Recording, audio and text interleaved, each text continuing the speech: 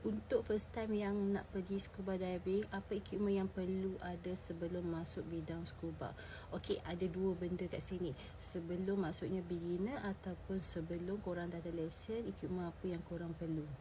Okey, I jawab untuk sebelum maksudnya beginner, memang tak tahu apa-apa pasal diving. Apa perlu korang bawa sebelum pergi ke scuba diving course?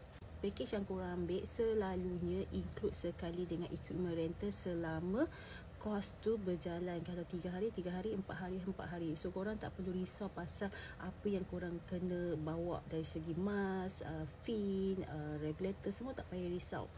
Cuma kalau I lah, untuk I punya student, sebab I punya student banyak perempuan muslimah, I selalunya advise untuk diorang bawa attire sendiri ataupun baju basah sendiri, sebab kebanyakan dive shop dia ada wetsuit yang tebal ataupun pendek. So yang pendek ni tak sesuai untuk muslimah lah. So I advise diorang untuk bawa swimming suit sendiri yang lagi selesa.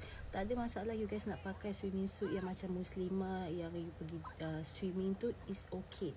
Weather Malaysia tak terlalu sejuk untuk korang diving di dalam air laut Malaysia. So tak ada masalah. Dan swimming suit juga antara attire yang sangat praktikal untuk diving course.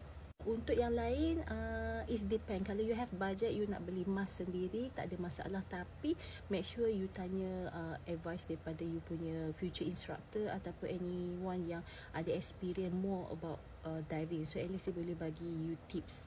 Tapi my advice is tak payah belilah. Sebab kalau you beli, nanti bila you dah habis course, you nampak yang lagi bagus, you nak beli. Tapi you dah beli, so rugi. Okay, bye.